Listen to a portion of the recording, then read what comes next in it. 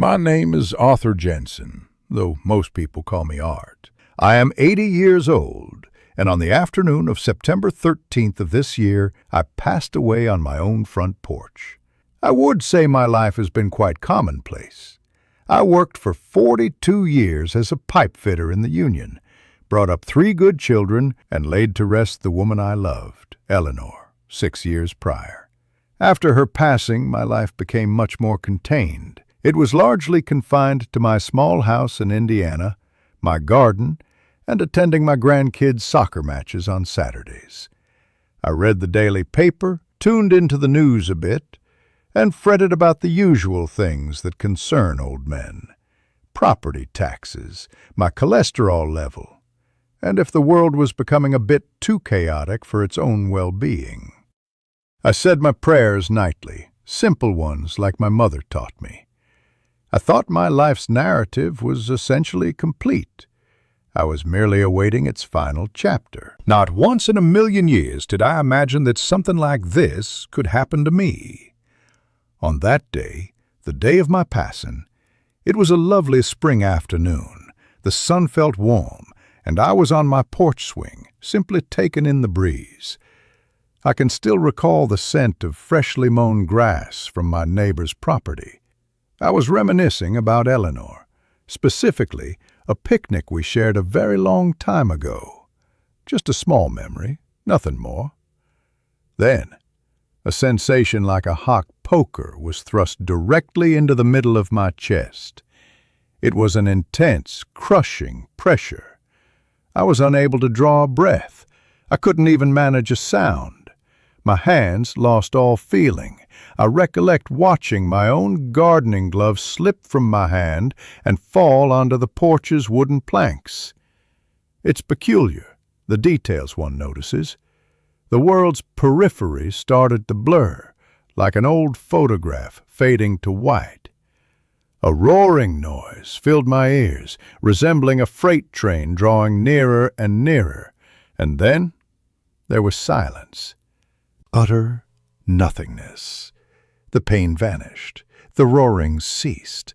The pressure on my chest was gone. I felt as light as air. I opened what seemed to be my eyes, and I was hovering, just drifting gently several feet above my own body. I could observe myself slumped in the swing, my complexion pale, my eyes shut. It was the most unusual experience. I felt no fear, not a bit. It was more like a sense of curiosity, akin to watching a film. I witnessed my neighbor, Mr. Henderson, rushing toward me. He was shouting my name. "Art! Art, are you all right?" I saw him take out his phone, his hand trembling as he dialed 911. I could perceive the panic etched on his face, but I couldn't feel it myself. I felt a profound sadness for him, for the distress I was causing, yet I was detached. It was as if I was viewing everything through a thick sheet of glass. Then the world around me started to dissolve. The porch, the trees, Mr. Henderson's distressed face. It all began to fray at the edges, like worn fabric unraveling into threads of light. And I was no longer floating. I was being drawn, a gentle, constant pull toward a tiny point of light in the distance. It wasn't the scary tunnel you hear stories about. It felt more like stepping into a warm river with the current simply carrying me home. The light expanded, growing larger and larger, and as it did, I began to hear something.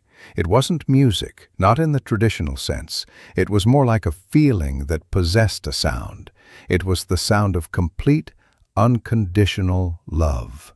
It was the sound of every positive memory I ever had, every kind word I'd ever been told, every moment of pure happiness, all woven into a single chord that resonated through my entire being. Tears streamed from my eyes, not of sorrow, but of release. All the weights I had carried for 80 years, the anxieties, the grief for my Eleanor, the minor regrets that cling to your soul like thorns, they were all simply falling off. I felt purified. I felt renewed. And then I arrived. I was standing within the light. The light wasn't glaring. It was vibrant. It had substance. It felt as though you could inhale it. And at the heart of that living light, a figure started to materialize. It was a man, but that isn't quite the right term. It was a presence that assumed the form of a man so as not to frighten me. He didn't resemble the illustrations in our old family Bible. His face was difficult to see clearly, constantly shifting between that of a stranger and every person I had ever cherished. It was Jesus. I knew it with the certainty that you know your own name. There was no room for doubt. He didn't possess a radiant halo or a white robe. He was simply there, and his presence transformed the very atmosphere around me. It wasn't that the area became warm. It was more like the idea of cold had ceased to exist. Time itself appeared to slow, to hold its breath in reverence. I glanced down at myself and realized I wasn't an old man any longer. I was just me, the most essential version of myself. He didn't communicate with his mouth. His voice wasn't a sound that reached my ears. It was a thought, a knowledge that blossomed directly within my soul, more distinct than any words I've ever heard. And the first thing he conveyed to me was, "Arthur, it's good to see you again." Again. As if he knew me from before, as if we were old companions continuing a conversation. And in that instant, a memory emerged, one from before my birth, of knowing this place, of knowing this love. It was like awakening from a very long dream. I just sobbed. I couldn't stop myself. I dropped to my knees, not from fear, but from a profound sense of gratitude so intense it made my legs give way. The love that emanated from him wasn't merely an emotion. It was a force, like gravity. It held me there, secure and whole. It didn't just acknowledge my imperfections, it mended them. It didn't just see my shattered parts, it was the very adhesive already reassembling them. There was no judgment in his gaze, only a deep, profound understanding, an ancient and patient love. He extended his hand, and I grasped it. His touch was like drinking cool water after a lifetime of thirst. He helped me stand. "There is much to see," he communicated, his voice instilling in me a peace I had never experienced. "But first, there is something you need to understand." The world of light around us transformed. It wasn't like a scene change in a film. It was more that the light itself became a canvas on which a new image was painted all around us. We were standing in what appeared to be a great hall, immense and without end. In front of us stood a man. I didn't recognize him initially. He seemed peaceful, reflective. He was examining his hands, then looking at the light around him, his eyes filled with awe and recognition. Jesus stood by my side, his presence exuding complete tranquility. He simply said, "Watch." I then knew who the man was. I had seen him on the news occasionally. It was a man named Charlie Kirk. He appeared younger than I remembered from television, but it was him. In this realm, you couldn't conceal your true self. Your age, titles, and wealth were all stripped away. You were simply your soul. And his soul radiated a genuine love for truth and for his fellow Americans. Then, before him, a scene started to unfold. It wasn't on a screen, it was real, as if we were present. It was a memory. Charlie was addressing a massive crowd of people. His voice was clear and passionate. He was sharing concepts that instilled hope and a sense of purpose in the audience. He was articulate and insightful, and he was motivating people to become involved in their communities and their nation. But as he spoke, Jesus enabled me to perceive something remarkable. I saw his words as they were spoken. They weren't just sound, they were tangible things, like seeds being sown in fertile soil, and I watched them grow. A great many of the seeds were beautiful.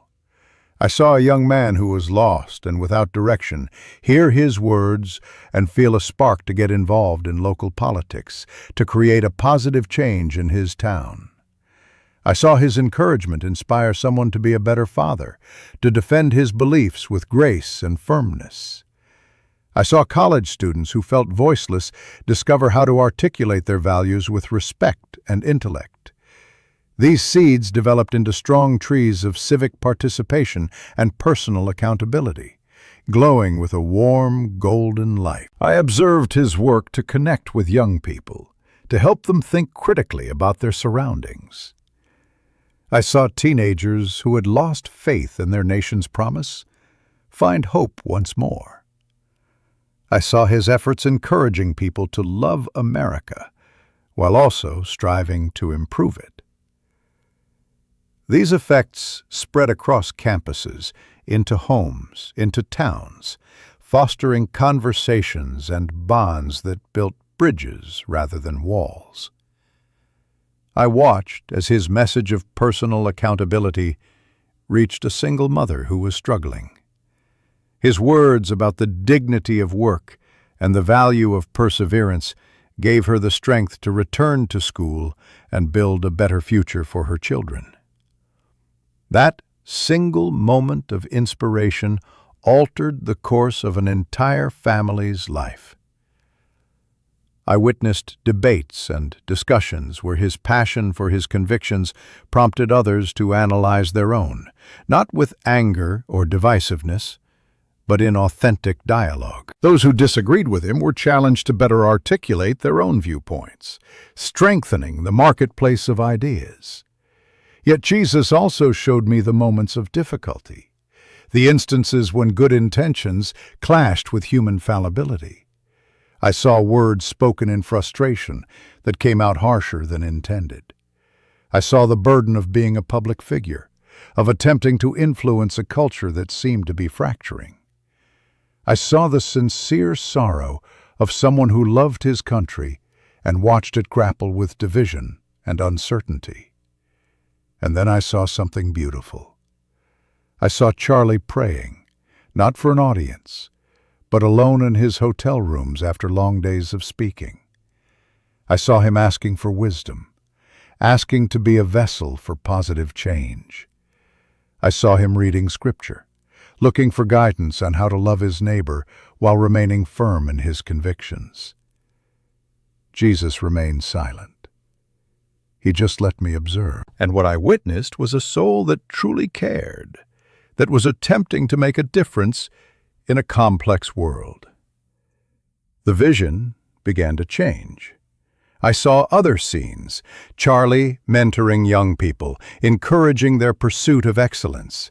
I saw him supporting causes that aided veterans, promoted education, and uplifted communities. I saw private acts of kindness that were never filmed, conversations with discouraged students, prayers with families in hardship, and generous deeds that were never made public. I saw the complete picture. Not a flawless man, as none of us are, but a man who was sincerely trying to use his influence for good. A man who loved his country and wanted to see young people succeed.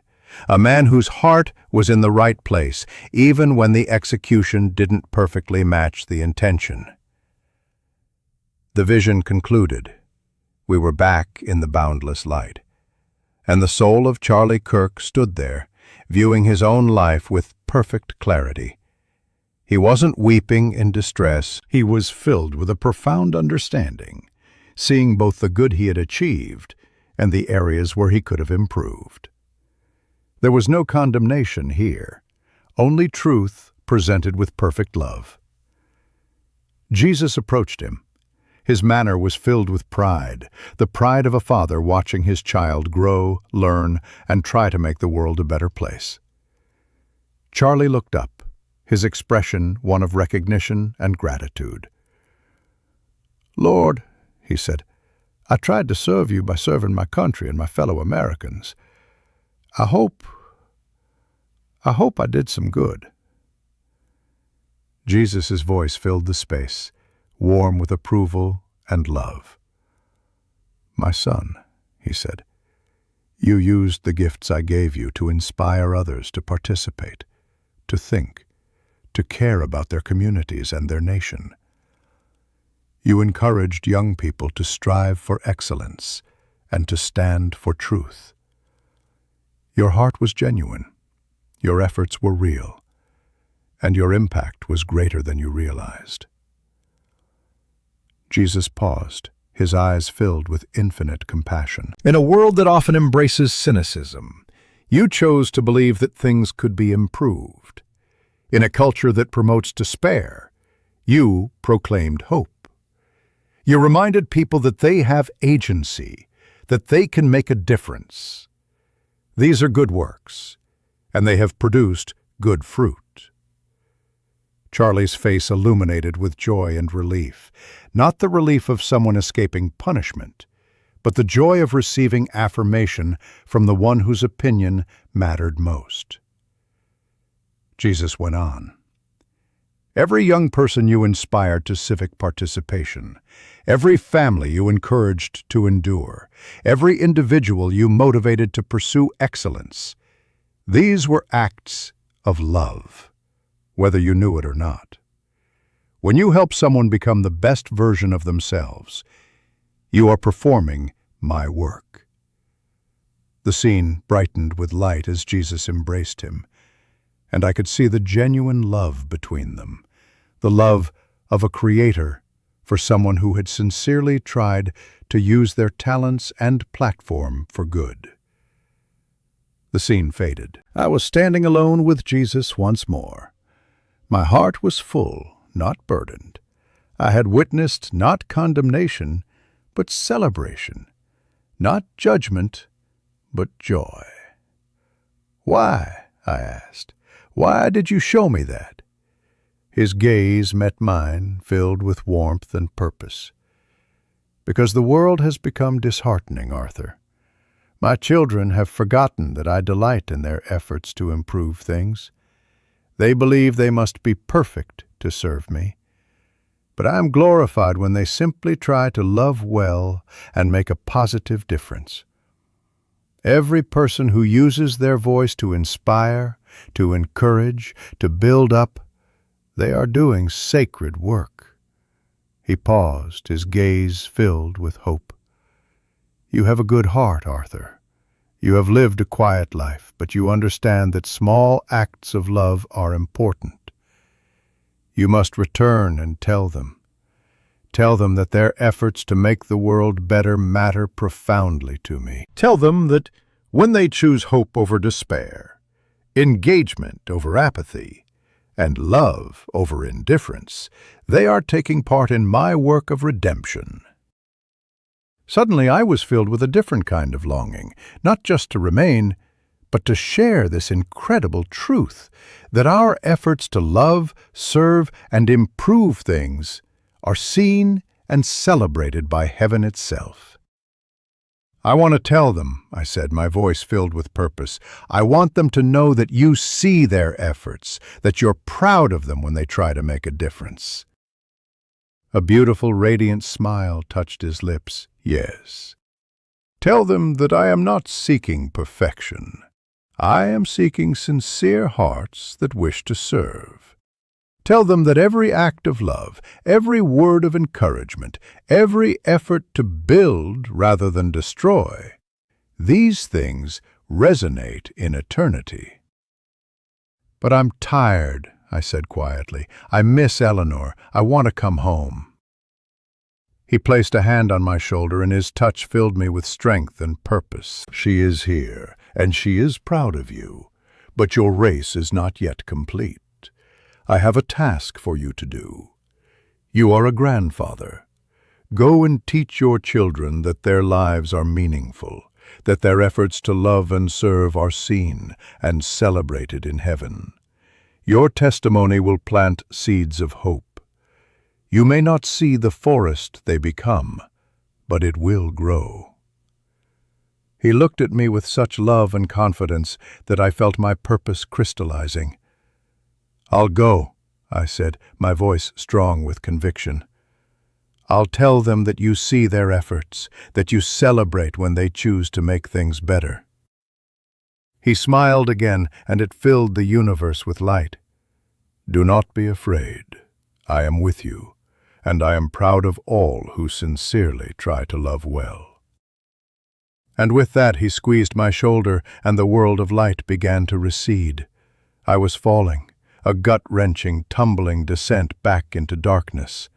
There was a rushing sound, the freight train again, and then a jolt, an explosion of pain. My chest felt as if it had been struck by lightning. A bright, sterile light stung my eyes. There were voices, shouting, frantic and loud. "We have a pulse! We have a pulse! Stay with us, Mr. Jensen! Stay with us!" I gasped, a huge, ragged breath that tore at my lungs. My entire body ached. I could feel a tube in my throat. I tried to speak, but only a hoarse sound emerged. My eyes fluttered open. I was in the back of an ambulance. A young paramedic was leaning over me, his face a mixture of shock and relief. "Welcome back, Mr. Jensen," he said, his voice unsteady. "You really frightened us. You were gone for over 9 minutes." 9 minutes? It felt like an eternity.